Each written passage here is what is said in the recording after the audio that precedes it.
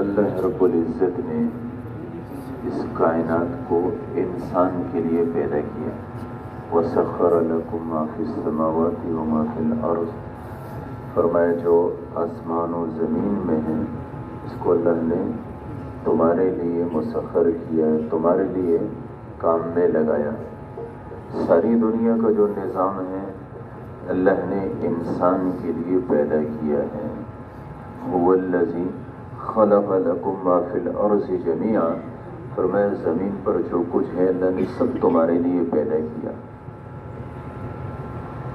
سوچنے کی بات ہے کہ جو اللہ ساری کائنات کو بنا رہا ہے اور انسان کے لیے بنا رہا ہے، تو انسان کو اللہ نے کائنات کے لیے نہیں پیدا کیا، چیزوں کے لیے نہیں پیدا کیا، بلکہ فرمایا ان الدنیا خلقت لکم وانتم خلقتم للآخرہ.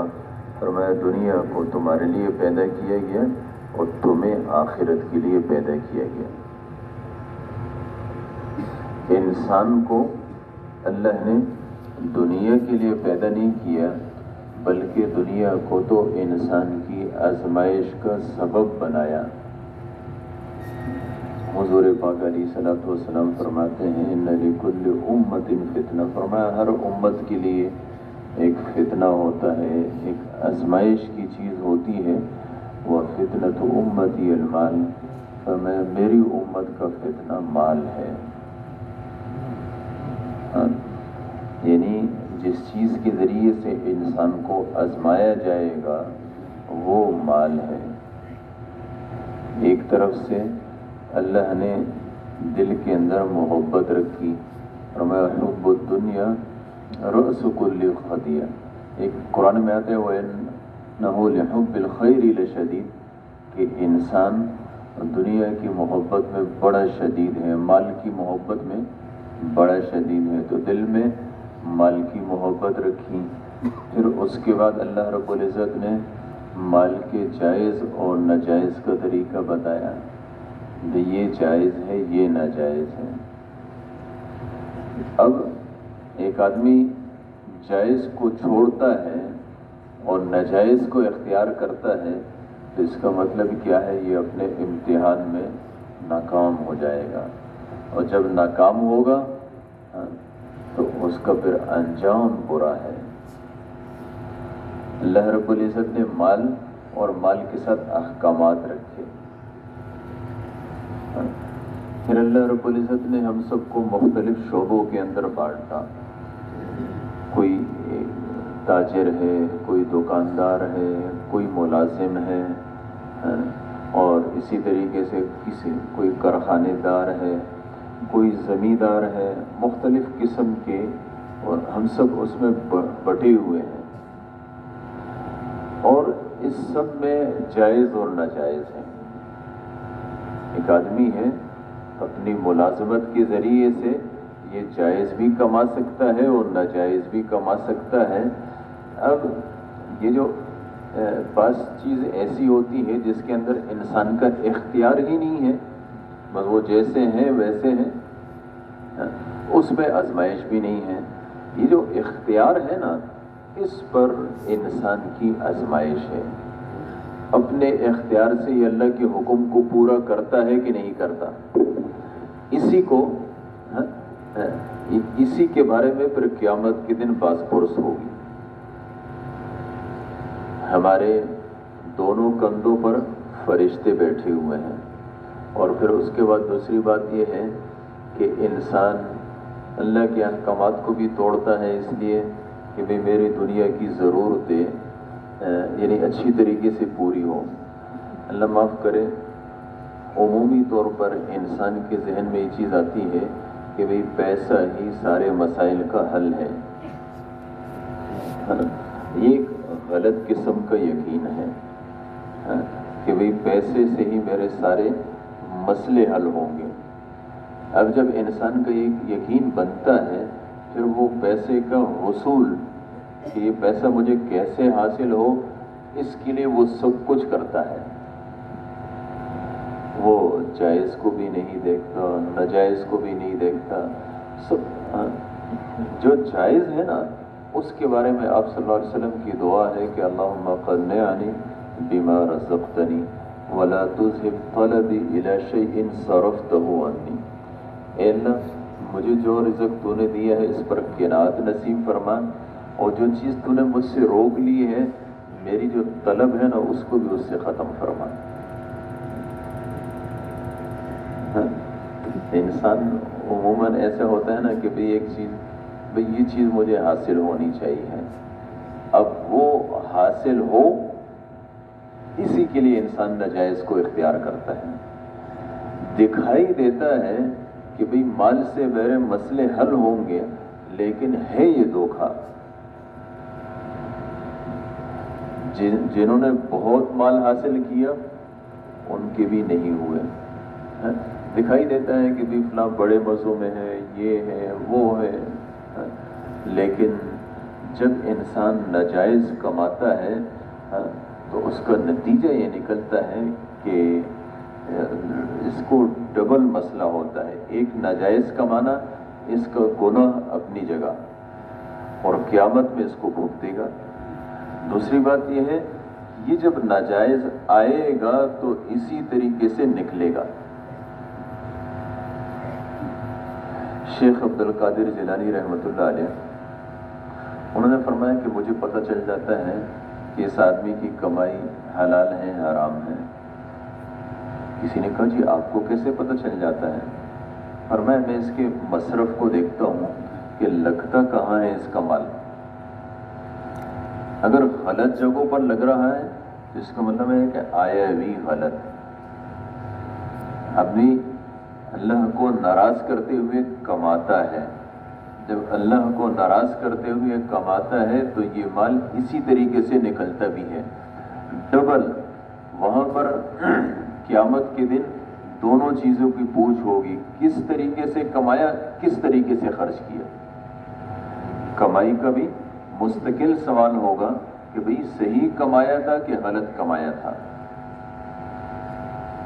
پھر دوسری بات یہ ہے کہ اگر تم نے صحیح کمایا تو ایک امتحان میں تم کامیاب ہو گئے، اس کے بعد اس کمائی کو صحیح مصرف پہ لگایا کہ غلط لگایا۔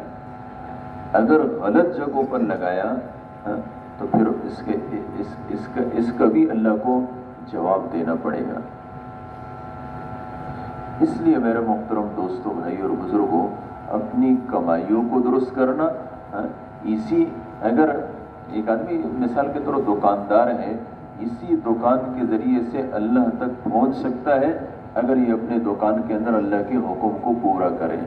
ایک ملازم ہے، اسی ملازمت کے ذریعے سے اور جائز کمائی کے ذریعے سے یہ اللہ تک پہنچ سکتا ہے، جبکہ یہ ناجائز نہ کمائے، مخلوق خدا کو تنگ نہ کرے۔ فرمایا مخلوق اللہ کی عیال ہے، مخلوق اللہ کی عیال ہے۔ فرمایا اللہ کے ہاں مخلوق میں سب سے زیادہ پسندیدہ وہ ہے جو اللہ کی عیال کے ساتھ سب سے اچھا ہو، یعنی انسانوں کے ساتھ جو اچھا سلوک کرے گا، ان کو تنگ نہیں کرے گا، ناجائز پر ان کو مجبور نہیں کرے گا، یہ آدمی اللہ کے ہاں پسندیدہ انسان ہوگا۔ آج ہم ملازمت کرتے ہیں اور اس کے باوجود جو ہماری تنخواہ ہوتی ہے اس پر ہم راضی نہیں ہوتے ہیں۔ اس کے علاوہ کہتے ہیں اوپر کی کمائی بھی ہونی چاہیے، اور یہ جو اوپر کی کمائیاں ہیں یہی اکثر گڑبڑ ہو جاتی ہیں۔ اسی طریقے سے سب اس میں جو ہے نا، تو شیطان تو اس نے چونکہ اللہ قال فبعزتک لأغوینہم اجمعین، اے اللہ تیری عزت کی قسم ان سب کو گمراہ کروں گا، تو اس کی چاہت ہے انسان سے احکامات کو توڑوانا۔ اس کے بالمقابل اللہ کے احکامات زندگی میں آ جائیں۔ یہ جو تبلیغ کی محنت ہے نا، یہ اسی بات کی محنت ہے کہ اللہ کے احکامات ہر انسان کی زندگی میں آئے تاکہ ہر انسان کامیاب ہو، ناکامی سے بچ جائے۔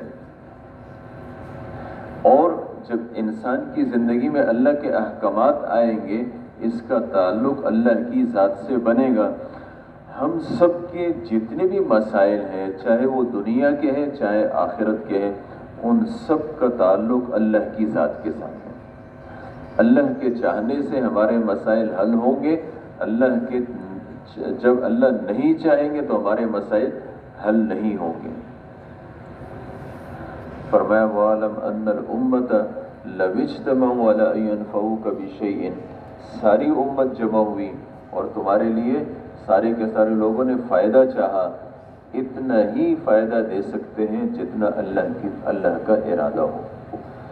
سب نے ارادہ کیا نقصان کا، اور اللہ کا ارادہ نقصان کا نہیں ہے، نقصان نہیں ملے گا۔ اگر اللہ کا ارادہ نقصان کا ہے، جتنا ہے اتنا ہی ہوگا۔ اس لیے یعنی بجائے اس کے کہ ہم مخلوق کو راضی کریں، خالق کو راضی کرنے کی فکر کریں۔ اللہ راضی تو سب راضی، اور اگر اللہ ناراض ہوا اور ساری مخلوق راضی ہوئی تو بھی یہ گھاٹے کا سودا۔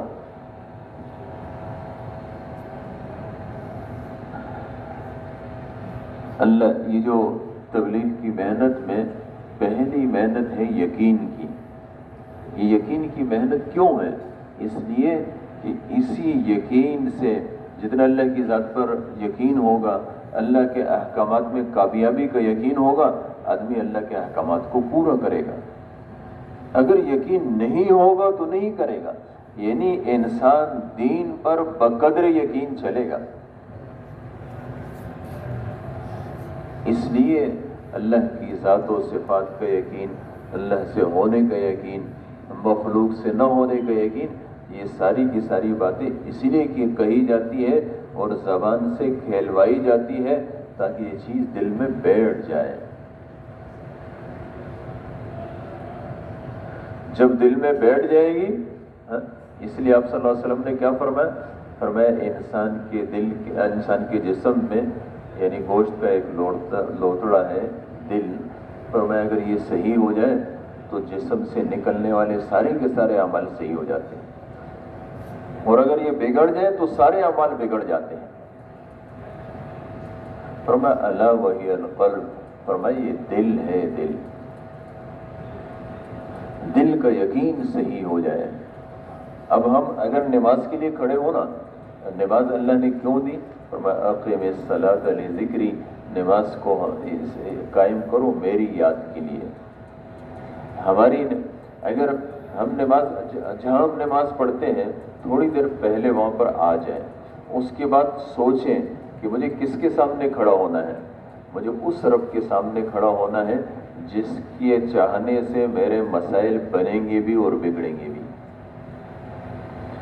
ہم تھوڑا سا سوچیں، ہمیں دنیا کے اندر ایسے ہوتا ہے نا کہ ہمارا کوئی ایک مسئلہ اٹکا ہے اور پتہ چلتا ہے کہ فلاں سے یہ مسئلہ حل ہوگا، تو اب کتنی ہماری کوشش ہوتی ہے اس کے ساتھ تعلق بنانے کی، اس کو واسطے ڈھونڈتے ہیں، اس کا کس سے تعلق ہے تاکہ میں اس کا ایسا آدمی جس کا اس سے بھی تعلق ہو، میرا بھی تعلق ہو، اس کے ذریعے سے میں اس سے مسئلہ حل کروں، اس کے ذریعے سے پتہ نہیں کیا کچھ کرتے ہیں کہ بھئی اس سے یہ میرا ایک مسئلے کا جس سے ایک مسئلہ ہے اٹکا ہوا ہے نا، اس کے لیے ہم یہی سب کچھ کرتے ہیں۔ اللہ رب العزت کے ساتھ تو ہمارے سارے مسائل اٹکے ہوئے، سارے مسئلے وہی اللہ کی ذات بنائے گی، اور دنیا کی بھی آخرت کی بھی۔ اب ہم نماز پڑھتے ہیں اور اسی ذات کے سامنے کھڑے ہوتے ہیں، اب سوچنے کی بات ہے ہم کیا کرتے ہیں؟ آیا ہم ایسی نماز پڑھتے ہیں کہ اسی نماز کے ذریعے سے اللہ ہمارے مسائل کو حل کریں گے؟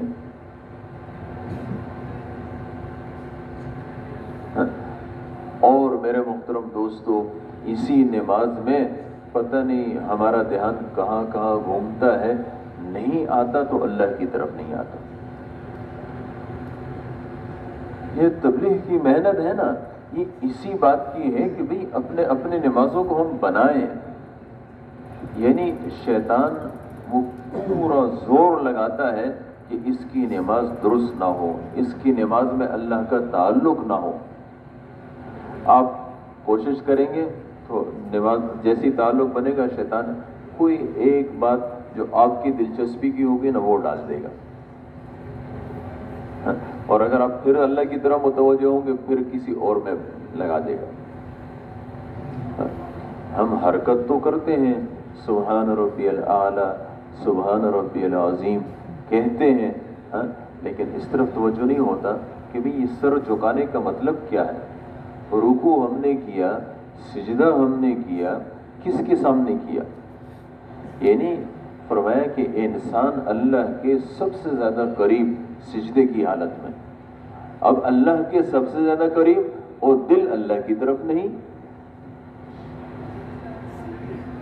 رکوع میں سر جھکا دیا، کیا مطلب کہ اے اللہ میں تیری مان کی زندگی گزاروں گا، سر تو جھکا دیا لیکن اس کے باوجود دھیان نہیں کیا کہ بھئی میں نے سر کیوں جھکایا۔ اسی لیے جب نماز ختم کرتے ہیں پھر وہی اللہ کے احکامات توڑتے ہیں۔ تو نماز کی محنت اس بات کی ہے کہ بھی اس نماز کے اندر توجہ ہو، دھیان ہو، اللہ سے تعلق ہو، پھر اسی نماز کے ذریعے فضائل اعمال میں ہے نا کہ بھئی اسی نماز کے ذریعے سے حضور پاک علیہ الصلوۃ والسلام کو بھی جب کوئی مسئلہ آتا تھا نماز کی طرف متوجہ ہوتے تھے۔ آپ سے پہلے جتنے انبیاء آئے تھے انہوں نے بھی اللہ سے نماز ہی کے ذریعے سے مانگا، صحابہ نے بھی نماز ہی کے ذریعے سے مانگا۔ جس نماز سے ہمارے پیغمبر کو ملا، باقی انبیاء کو ملا، سارے صحابہ کو ملا، ہمیں نہیں ملے گا، ہمیں بھی ملے گا، لیکن مسئلہ یہ ہے کہ ہم نماز ہماری نماز بن جائے۔ اور یہ جو جب اللہ چاہتے ہیں نا کسی چیز کسی کام کے کرنے کا ارادہ کر لیتے ہیں تو اللہ کے چاہنے سے وہ چیز بس اللہ کا ارادہ ہوا وہ چیز وجود میں آ جاتی ہے۔ پھر اللہ کے لیے ان چیزوں کے اسباب کا پیدا کرنا مشکل نہیں، اللہ کے لیے کون سا مشکل؟ یہ تو یہ جو ہم کہتے ہیں نا یار اتفاق سے یوں ہوا، مفتی شفیع صاحب رحمۃ اللہ علیہ وہ فرماتے ہیں کہ اتفاق ہمارے ہاں ہے، اللہ کے ہاں کوئی اتفاق نہیں، اللہ کے ہاں ساری کی ساری چیزیں ایک پورے نظام سے چلتی ہیں۔ ہمیں اچانک کوئی ایک چیز دکھائی دیتی ہے، ہم کہتے ہیں اتفاق سے ایسے ہو گیا۔ تو اس لیے اپنی نماز کو بنانا، نماز پر محنت کرنا، اور میرے محترم دوستو چاہے نماز ہو، چاہے ہمارے جو جتنے پیشے ہیں یہ ہو، یا ہماری 24 گھنٹے کی زندگی ہے، گھریلو زندگی کیسے گزارنی ہے، یہ سب کے سب اس میں ہمیں علماء سے پوچھنا پڑے گا، علماء کے پاس جانا پڑے گا۔ ایک حدیث میں آتا ہے کہ حضور پاک علیہ الصلوۃ والسلام فرماتے ہیں کہ ایک عابد ہے جو پورے دن وہ یعنی نوافل پڑھتا ہے، پورے دن روزہ رکھتا ہے، پوری رات نوافل پڑھتا ہے، فرمایا اس پر اس عالم کی فضیلت جو فرض نماز پڑھے اور لوگوں کو دین سکھائے ایسی ہے۔ ایک حدیث میں آتا ہے فرمایا ایسی ہے جیسے 14ویں رات کا چاند، اس کی فضیلت باقی سب ستاروں پر۔ اگر آپ نے کبھی دیکھا ہو کہ جب 14ویں رات کا چاند نکلتا ہے اور آسمان کھلا ہوا ہو، جتنے ستارے ہیں ان کی روشنی بھی دیکھیں اور اس چاند کی روشنی بھی دیکھیں۔ یا ایک حدیث کے اندر آتا ہے فرمایا ایسی ہے جیسے میری فضیلت تم میں سے ایک ادنا پر۔ اس لیے ہم جو ہے نا مسائل میں علماء کرام سے پوچھ کر اپنے مسائل کو حل کرنے والے ہوں۔ اور اس کے علاوہ اللہ رب العزت کو یاد کرنا، اللہ یہ جو ہماری 3 تسبیحات ہیں نا، تیسرا کلمہ ہے، درود شریف ہے، استغفار ہے، یہ اس بات کے لیے ہے کہ اس کے ذریعے سے انسان کو دھیان نصیب ہوتا ہے۔ جب انسان تسبیحات کرتا ہے اور اہتمام سے کرتا ہے، دھیان سے کرتا ہے، اس کی نماز کے اندر بھی دھیان آتا ہے۔ اور اس کے علاوہ اللہ رب العزت نے ہمیں جو زندگی دی وہ اس بات کے لیے دی کہ بھئی آپ صلی اللہ علیہ وسلم فرماتے تھے کہ وَالنُّصْحُ لِكُلِّ مُسْلِمٍ، فرمایا تم ہر مسلمان کی خیر خواہی کرو گے، ہر مسلمان کی خیر خواہی۔ اب ہمیں سوچنا چاہیے کہ میں ہر مسلمان کی خیر خواہی کرتا ہوں، اس خیر خواہی کا مطلب کیا ہے کہ ہر مسلمان کے لیے اچھا چاہنا، ہر مسلمان کے لیے نیت کو صاف کرنا۔ اب میں ایسے کرتا ہوں کہ نہیں کرتا؟ اسلام کے اندر تو آپس میں محبت ہے، فرمایا انما المؤمنون اخوہ، فرمایا مسلمان تو آپس میں بھائی بھائی ہیں۔ ایک حدیث میں آتا ہے کہ مسلمان ایک جسم کی طرح ہے۔ اب ایک آدمی کلاڑی اٹھاتا ہے نا، اور کلاڑی اٹھا کے مارتا تو وہ اس کو ہے یعنی کسی لکڑی کو کاٹنے کے لیے وہ کلاڑی غلطی سے اس کے پاؤں پر لگ جاتی ہے، تو کوئی یہ نہیں کہتا کہ اس کے ہاتھ نے پاؤں پر کلاڑی ماری، کہتے لگ گئی۔ یعنی مسلمان کی شان سے یہ بعید ہے کہ مسلمان دوسرے مسلمان کی تکلیف کو سوچے، دوسرے مسلمان کو پریشان کرنے کو سوچے، دوسرے مسلمان کے لیے بری تدبیریں کرے۔ حضور پاک علیہ الصلوۃ والسلام فرماتے ہیں، فرمایا ایمان کی 70 سے کچھ اوپر شاخیں ہیں، افضلها لا الہ الا اللہ، سب سے افضل ہے لا الہ الا اللہ، وادناها، اور فرمایا سب سے کم کیا ہے؟ اماطۃ الاذی عن الطریق، راستے سے تکلیف دہ چیز کا ہٹا دینا۔ اب ہمارے ذہن میں یہ آتا ہے کہ بھی اس کا مطلب کیا ہے کہ اگر کانٹا پڑا ہو راستے کے اندر اس کو ہٹا دیا جائے، اور اگر جو ہے راستے کے اندر پتھر پڑا ہو اس کو ہٹا دینا چاہیے۔ لیکن اگر گھر بنانا ہو نا تو پھر 1-2 سیڑھی جو ہے نا وہ راستے کی طرف نکال لینا چاہیے۔ کیا خیال ہے؟ اب آپ خود سوچیں، یا جو ہے نا جو اب چھت بن رہی ہے تو چھت 2 فٹ جو ہے نا وہ چھجا باہر کی طرف راستے کی طرف نکال لینا چاہیے۔ اب آپ خود سوچیں، ایک راستے کے اندر 2 فٹ ایک طرف کی سیڑھی، ایک طرف سے سیڑھیاں نکال لی، یا جو ہے نا وہ چھجا نکال لیا، یا دوسری طرف سے 2 فٹ نکال لیا، اس راستے میں بچا کیا؟ اور اب آپ خود سوچیں، حضور پاک علیہ الصلوۃ والسلام فرماتے ہیں کہ سب سے ادنا ایمان یہ ہے کہ راستے سے آپ تکلیف دہ چیز کو ہٹائیں۔ آپ نے ہٹایا نہیں بلکہ اس میں ڈال دیا، راستے میں لوگوں کی تکلیف کی چیز بنا دی اور ہمیشہ کے لیے بنا دی، تو وہ ادنا ایمان کہاں گیا؟ اگر ہم معاملات کی طرف آئے نا تو اپنا ادنا ایمان ثابت کرنا بھی مشکل۔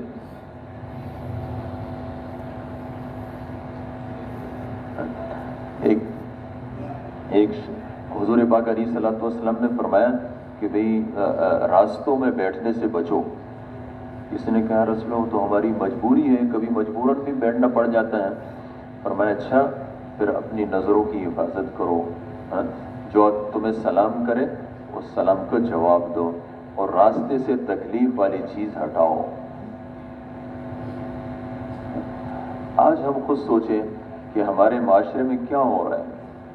اچھا پھر دوسری بات یہ ہے، ایک آدمی گھر بناتا ہے نا تو اپنے گھر کو بڑا کرنے کے لیے وہ 1 فٹ راستے کی طرف نکل آتا ہے۔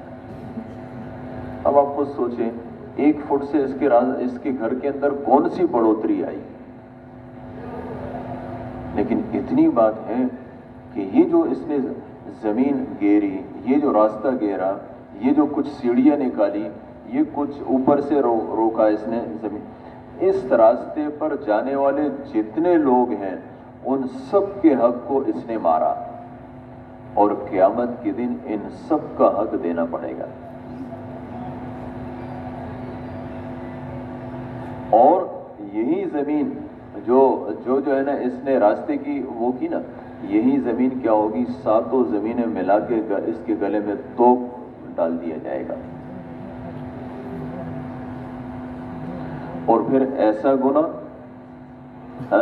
کہ یہ اس کو بھی ملے گا، اس کی اولاد آئی، اولاد کو پتہ تھا کہ بھئی یہ راستے کی زمین تھی، میری تو نہیں تھی، ابا جان نے ویسے ہی قبضہ کر لیا تھا، ویسے ہی اپنے بیٹے اسی پر قائم رہے کہ بھی اب تو ویسے بھی کوئی کچھ نہیں بولتا۔ تو جس طریقے سے باپ مجرم، اس طریقے سے اولاد بھی مجرم، اور جتنی آگے نسلیں جائے گی اور ان کو پتہ ہوگا یہ سب قائم رہیں گے، یہ سب کے سب مجرم۔ ہم یعنی اگر ہم میں سے کسی نے ایسا کر لیا ہے، بھئی اب سب سے بہترین صورت یہ ہے کچھ بھی خرچہ کریں لیکن راستے کو نہ روکیں۔ حضور پاک علیہ الصلوۃ والسلام کے زمانے میں آپ صلی اللہ علیہ وسلم نے فرمایا کہ پچھلے زمانے میں ایک شخص تھا، اس نے دیکھا ایک درخت ہے جس درخت کی وجہ سے لوگوں کو راستے میں تکلیف ہو رہی ہے، اس نے اس درخت کو کاٹ دیا، فرمایا اللہ نے اسی عمل کی وجہ سے اس کو جنت میں داخل کیا۔ ہمارے ہاں تو کیا ہوتا ہے، اگر کوئی آدمی اپنا گھر بھی بناتا ہے نا تو ایک طرف سے بھی جو نا کچھ پتھر رکھ لیتا ہے اور دوسری طرف سے بھی کچھ پتھر رکھ لیتا ہے، دونوں طرف سے راستہ بند کر دیتا ہے، اور اس کا لینٹر ڈل رہا ہے، لینٹر ڈل گیا، اس کے بعد یہ جو تیار مسالہ یعنی سیمنٹ بجری وغیرہ مکس یہ پڑا ہوا ہے نا، اب یہ ایسے نہیں کرے گا کہ تو ویسے بھی ضائع ہو رہے ہیں، چلو اسی راستے کے اندر جو بہت سارے جو ہے کھڈے وغیرہ ہیں وہ مسلمانوں کو تکلیف ہوتی ہے، یہ اس میں ڈال دو تاکہ لوگوں کو تکلیف نہ ہو۔ ایسا کوئی نہیں کرتا، یہی کرتا ہے کہ وہی تیار مسالہ وہی چھوڑتا ہے اور یہ اور لوگوں کے لیے تکلیف کا سبب بن جاتا ہے۔ ہمارے گھر سے پانی نکلتا ہے، سامنے سڑک ہوتی ہے، گھر کے سامنے سڑک ہوتی ہے، اور اسی سڑک اچھا اس پانی کا کوئی اور متبادل انتظام آرام سے ہو سکتا ہے، لیکن ہم نہیں کرتے۔ ہمارے ذہن کے اندر ہے کہ یہ گورنمنٹ کا کام ہے، میرے پانی کا بندوبست کرنا یہ گورنمنٹ کا کام ہے، اسی پانی کو روڈ پر چھوڑ دینا یہ میرا کام ہے۔ اسی طریقے سے پانی پڑا رہتا ہے، ایک بالکل پکی سڑک 2-3 مہینے کے بعد کھنڈر بن جاتی ہے۔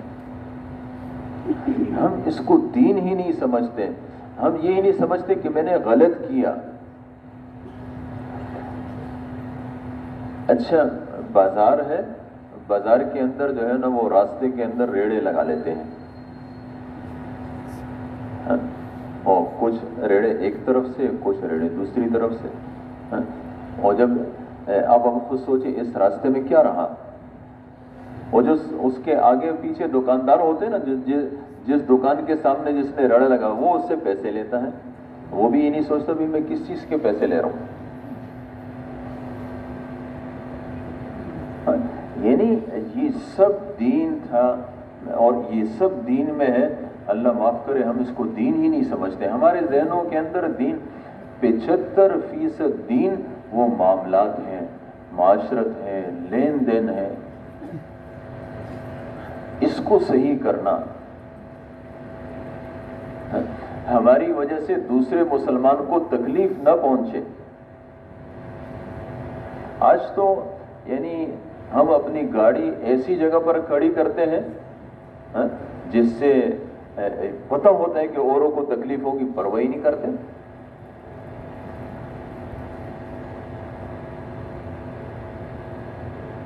اور انہی باتوں کی وجہ سے پھر ہمیں پتہ نہیں کون کون سے مصیبتوں میں پھنسنا پڑتا ہے۔ یعنی ایسے واقعات ہیں ہم آپ کو بتائیں، یعنی انہی چیزوں کی وجہ سے لوگوں پر ایسے عذاب آئے کہ دکانیں بھی فروخت کرنی پڑی۔ اس لیے میرے محترم دوستوں، بھائی اور بزرگوں، بھائی ہم گاڑی کھڑی کر رہے ہیں ایسی جگہ پہ نہیں جس سے دوسرے کو تکلیف ہو، ایک سائڈ میں ہم کھڑی کر سکتے ہیں۔ ہمارے کیا آپ صلی اللہ علیہ وسلم نے کیا فرمایا؟ فرمایا المسلم من سلم المسلمون من لسانہ ویدہ، مسلمان تو وہ ہے جس کے ہاتھ سے، جس کی زبان سے دوسرے مسلمان کو تکلیف نہ پہنچے۔ آج اگر ہمارے ہاتھ سے دوسرے مسلمان کو تکلیف پہنچے، اچھا پھر دوسری بات ہے، یہ مسلمان جو ہے نا یہ کم درجہ ہے، مومن اونچا درجہ ہے، یہ جو مسلمان کا درجہ ہے یہ بھی یہ ہے کہ اس کے ہاتھ سے، اس کے زبان سے دوسرے مسلمان کو تکلیف نہیں پہنچے گی۔ آج تو ہم پتہ نہیں کس چیز میں لگے ہوئے ہیں۔ اچھا دوسری بات یہ ہے کہ کسی کے ساتھ اچھائیاں بھی کرتے ہیں نا، اس اچھائی کے لیے بھی یہ شرط ہے کہ اس نے میرے ساتھ اچھائی کی ہو۔ اگر کسی نے اچھائی کی تو ہم اس کے ساتھ اچھائی کرتے ہیں، اگر کسی نے اچھائی نہیں کی تو اس کے ساتھ اچھائی کرنا۔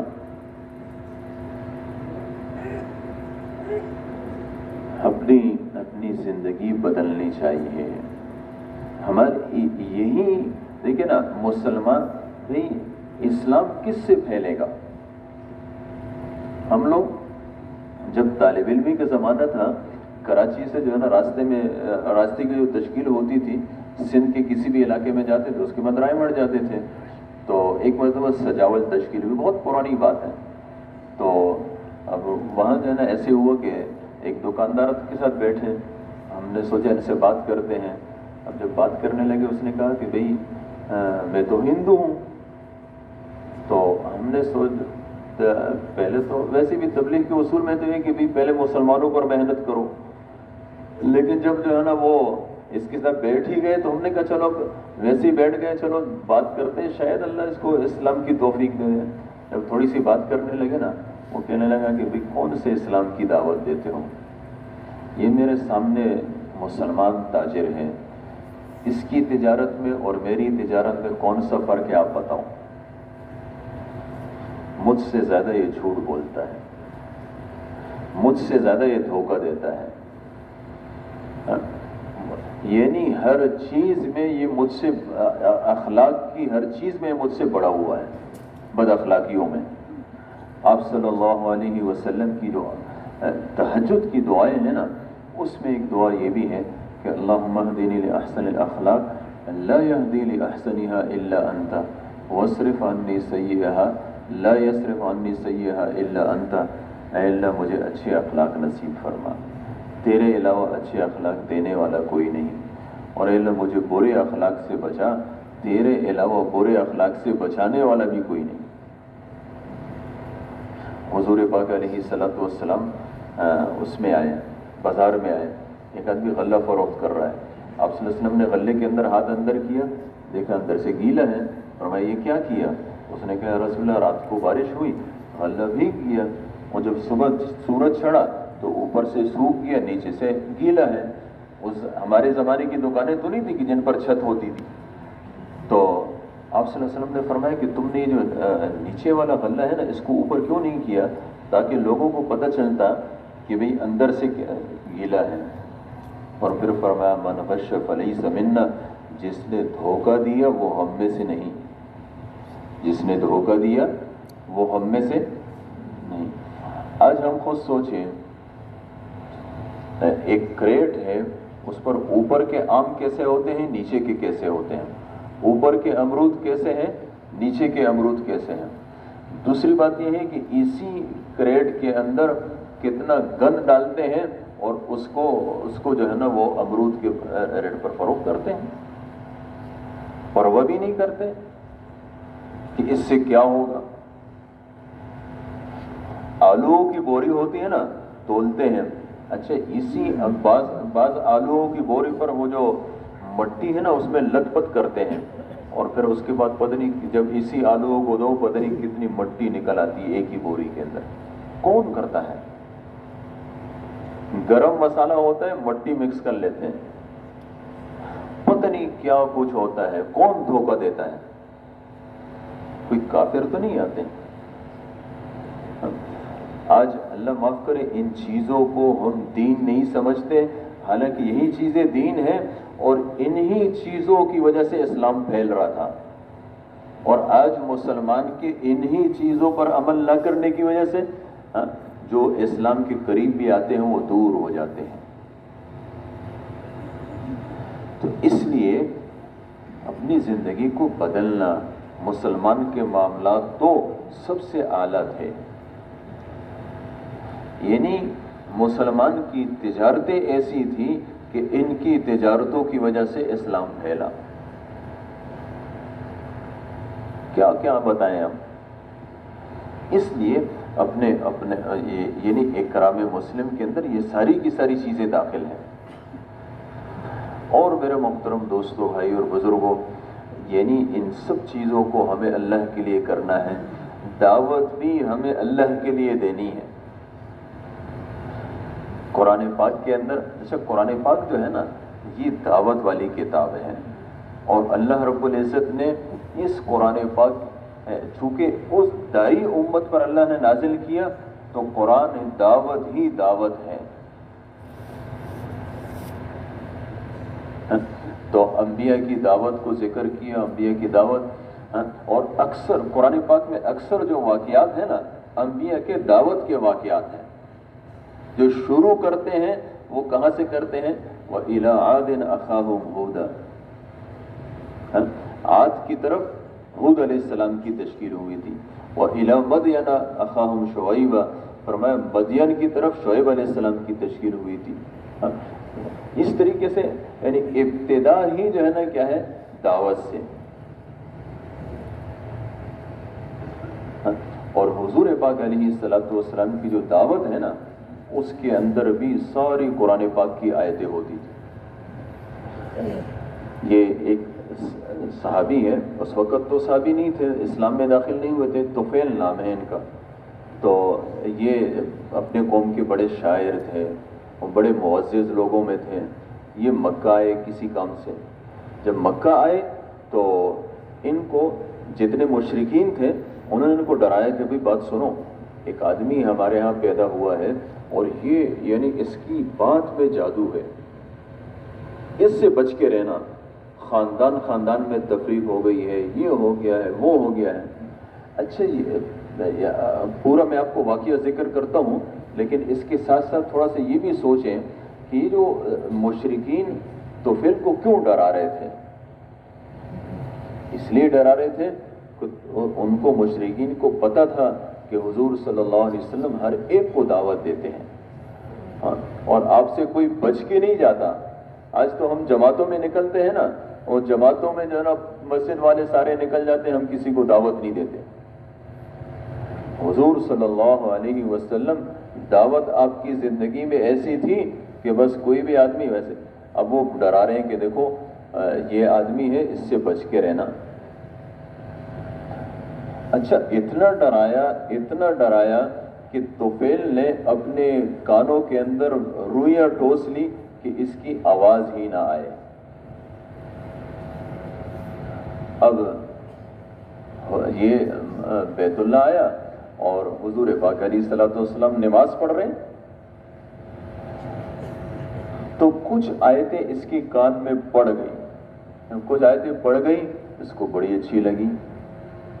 تو یہ کہنے لگا یار عجیب سی بات ہے، میں اتنا شاعر ہوں، سمجھدار آدمی ہوں، مجھے کیا ضرورت ہے میں کانوں میں روئیاں ٹھوسوں؟ مجھے بات سن لینی چاہیے. اگر سمجھ میں آ گئی تو قبول کر لوں گا، سمجھ میں آئی تو نہیں کروں گا. تو یہ واپس آئے. حضور پاک علیہ الصلوۃ والسلام نماز پڑھ کے فارغ ہو چکے تھے اور گھر جا رہے تھے. اب یہ پیچھے ہو گئے. تو جب آپ صلی اللہ علیہ وسلم گھر میں داخل ہونے لگے، اس نے کہا مجھے آپ سے ایک کام ہے. کیا کام ہے؟ انہوں نے کہا جی میں آپ سے میں آپ کی بات سننا چاہتا ہوں. اب حضور پاک علیہ الصلوۃ والسلام تو اسی موقع میں ہوتے تھے، اور یہ آدمی خود کہہ رہا ہے کہ بھی آپ صلی اللہ علیہ وسلم نے دعوت دی، اور آپ کی دعوت میں قرآن پاک کی آیتیں کثرت سے ہوا کرتی تھی. اور یعنی اتنی کثرت سے ہوتی تھی، میں نے مولانا احسان صاحب سے بھی سنا، اس کے علاوہ مولانا عمر پالنپوری صاحب رحمۃ اللہ علیہ، ان کے جو ہمارے پرانے ساتھی، شاید ان میں سے بھی کسی کے ذہن میں ہوں، وہ یہ فرماتے تھے کہ مولانا یوسف صاحب رحمۃ اللہ علیہ فرماتے تھے کہ قرآن پاک میں جہاں تلاوت کا لفظ ہے، تلاوت کا صیغہ ہے، اس سے مراد دعوت ہے. ہم تو سمجھتے ہیں نا بھائی تلاوت کسے کہتے ہیں؟ ایک آدمی قرآن پاک لے لے اور ایک طرف بیٹھ جائے اور قرآن پاک پڑھنا شروع کر دیں، تو ہم کہتے ہیں یہ کیا کر رہا ہے؟ جی یہ تلاوت کر رہا ہے. مولانا یوسف صاحب رحمۃ اللہ علیہ فرماتے تھے کہ قرآن پاک میں جہاں تلاوت کا لفظ آیا ہے، کہتے میرے نزدیک اس سے مراد دعوت ہے. اور اب آپ اگر اور یہ جو تلاوت کا لفظ ہے نا، یہ قرآن پاک میں بہت زیادہ آیا ہے، اور اگر آپ اس کو پڑھیں گے تو اس کا مفہوم آپ کو یہی سمجھ میں آئے گا۔ ایک جگہ آتا ہے کہ وَإِذَا تُتْلَىٰ عَلَيْهِمْ آيَاتُنَا بَيِّنَاتٍ تَعْرِفُ فِي وُجُوهِ الَّذِينَ كَفَرُوا الْمُنكَرَ، فرمایا جب ہماری آیتیں، واضح آیتیں ان پر تلاوت کی جاتی ہے، ان کے چہروں پر تم ناگواری دیکھے ہوئے۔ اب اگر ایک آدمی ایک طرف بیٹھ کے پڑھ رہا ہے تو اس کو کوئی بھی ناگواری نہیں محسوس کرتا۔ فرمایا یکادون یسطون بالذین یتلون علیہم آیاتنا، فرمایا ایسے لگتا ہے جیسے یہ اس پر حملہ کر دیں گے۔ ایک جگہ آتا ہے وما کان ربک مہلک القری حتی یبعث فی امہا رسولا یتلو علیہم آیاتنا، اللہ کسی بستی کو اس وقت تک ختم نہیں کرتے جب تک کہ اس کے سینٹر میں ایسے پیغمبر کو نہ بھیجے جو ان پر ہماری آیتوں کی تلاوت کرے، ہماری آیتوں کو پڑھ کر انہیں سنائے۔ ایک جگہ آتا ہے کہ جب ہماری آیتیں ان پر پڑھ کر سنائی جاتی ہے تو یہ کہتے ہیں کہ یہ وہ شخص ہے جو ہمیں اپنے آباء و اجداد کے دین سے روکنا چاہتا ہے۔ تو ان سب سے سمجھ میں آتا ہے کہ آپ صلی اللہ علیہ وسلم چونکہ یعنی اپنی دعوت میں بہت زیادہ آیتیں پڑھتے تھے تو اس سے جو ہے نا ایسے لگتا ہے جیسے آپ تلاوت کر رہے ہیں۔ تو آپ نے ان کو قرآن پاک کی آیتیں پڑھ کر سنائی، یہ مسلمان ہو گئے۔ جب مسلمان ہو گئے تو انہوں نے کہا کہ یا رسول اللہ مجھے اپنے قوم کی طرف بھیج دیں، میں ان کو دعوت دوں۔ یہ جو چیز ہے نا، اسلام اور دعوت، یہ دونوں ایک ایسی آپس میں جڑی ہوئی تھی کہ بس جو آدمی مسلمان ہوتا تھا اسلام کے ساتھ ہی اس کی زندگی کا کام اللہ کے دین کی دعوت ہوا کرتا تھا۔ یعنی اب آپ خود سوچیں اس زمانے کے اندر، ہم جو جس زمانے کے اندر ہیں، اب یہاں تو یہ ہے نا کہ بھئی سواریوں کی مختلف صورتیں پیدا ہو گئی ہیں۔ اگر یہ جو یعنی وہ اس زمانے کی جو سواریاں تھیں، جو اونٹ تھے، خچر تھے، اس طریقے سے گدھے تھے، اس طریقے اگر ہمیں کوئی کہے کہ بھی سواری اور کوئی نہیں ہے، یا اونٹ ہے یا خچر ہے یا گدھا ہے، اس پر بیٹھ کے ہمیں کہتے چلو خوشحال گڑھ تک چلے جاؤ، ہم کہتے ہیں یار کون جائے گا، اور یعنی اتنا سا سفر بھی ہمیں مشکل ہوتا۔ لیکن صحابہ کرام انہی سواریوں پر، زیادہ سے زیادہ بدبانی کشتی، وہ سعودیہ سے، مکہ اور مدینہ سے آ رہے ہیں ان علاقوں کی طرف۔ تو اگر یعنی جتنی ہمارے دلوں کے اندر قدر ہے نا اللہ کے دین کی دعوت اور اس کے لیے خروج، اتنی ان کے دلوں میں ہوتی تو اتنا دور دور کا سفر نہ کرتے، اور یہاں نہیں پوری دنیا میں صحابہ پہ رہے۔ تو جب آدمی اسلام میں داخل ہوتا یہ کہتا ہے یا رسول اللہ مجھے اب بھیج دیں، مجھے تشکیل کریں۔ آپ صلی اللہ علیہ وسلم نے فرمایا ٹھیک ہے تم اپنی قوم کی طرف چلے جاؤ۔ اس نے کہا یا رسول اللہ کوئی یہ بھی دعا کر دیں کہ اللہ مجھے کوئی نشانی دے جس کے ذریعے سے میں قوم کو بلاؤں، ان کو بھی سمجھ میں آئے کہ بھئی ہاں واقعتا۔ آپ صلی اللہ علیہ وسلم نے دعا کر دی کہ اللہ اس کو کوئی نشانی بھی دے دے۔ اب یہ چلے گئے اپنے قوم کی طرف۔ جب جانے لگے نا تو جہاں سے یہ اپنی قوم کو دکھائی دیتے تھے، یعنی اتنے قریب آ گئے، اللہ رب العزت نے ان کی جو پیشانی ہے دونوں آنکھوں کے درمیان اس میں روشنی پیدا کر دی اور یہ جگہ چمکنے لگی۔ تو اس نے کہا یا اللہ اچھی نشانی ہے، لیکن ایک مسئلہ ہے کہ جب میرے قوم والے دیکھیں گے نا تو وہی سمجھیں گے کہ یہ دیکھو نا ہمارے اس کو چھوڑا، مشرکوں کے یعنی شرک کو چھوڑا، اس نے یہ اسلام کو قبول کیا، نیا دین قبول کیا ہے، اس وجہ سے اس کو بیماری لگ گئی ہے۔ تو ہونا تو یہ چاہیے تھا کہ اس کو جو ہے نا کیا ہوتا، اس سے وہ اس دین کی طرف قریب آتے ہیں، یہ اور دور ہو جائیں گے کہ اس کی وجہ سے بیمار ہو گیا ہے۔ تو اے اللہ یہ بھی اچھی نشانی ہے لیکن اس کو یہاں سے منتقل کر دیں، کسی اور چیز میں کر دیں۔ اللہ رب العزت نے وہی جو روشنی ہے وہ وہاں سے اس کے ڈنڈے میں منتقل کر دی۔ تو ان کی عصا تھی نا، اس عصا کے اندر یہ روشنی اور فرما رہے کہ وہ جو ہے نا جب یہ چلتے تھے تو وہ ایسے لگتا ہے جیسے جو ہے نا کیا ہے ایک قندیل ہے اس سے روشنی آ رہی ہے۔ اب یہ پہنچے اپنی قوم کے پاس، اپنے والد سے بات کی۔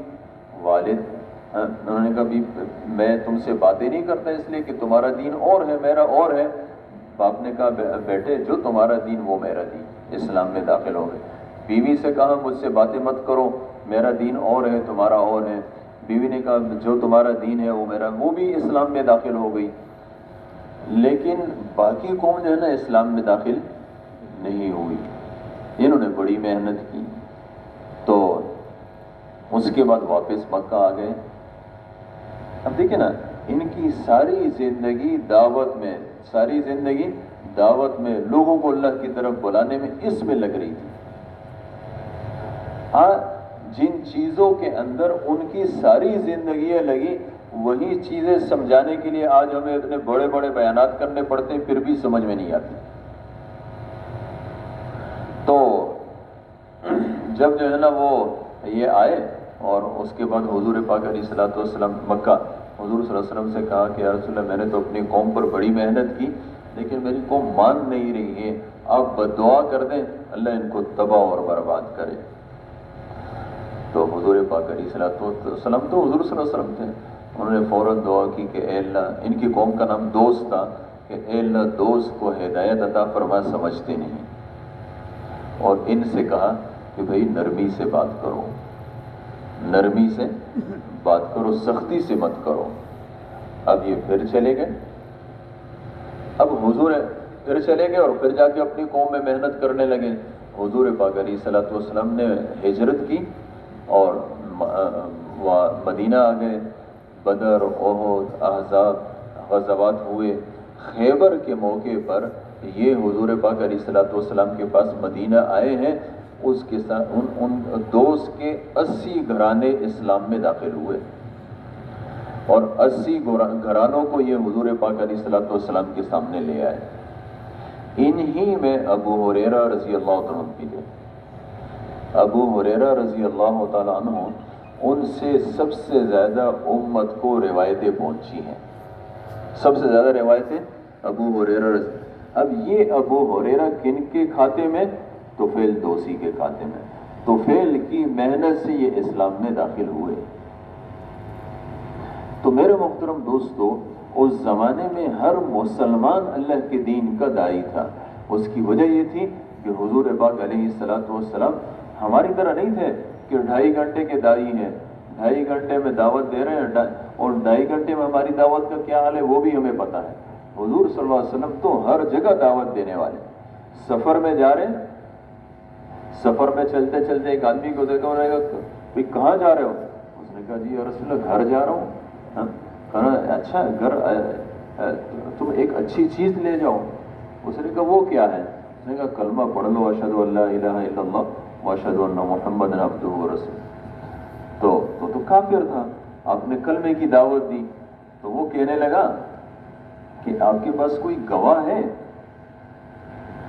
حضور پاک علیہ الصلوۃ والسلام نے دیکھا وادی کے ایک کنارے پر درخت ہے، اس کو اشارہ کیا، زمین پاڑتے ہوئے آیا اور اس کے بعد اس نے 3 مرتبہ گواہی دی کہ حضور پاک علیہ الصلوۃ والسلام جو فرما رہے ہیں وہ سچ فرما رہے ہیں۔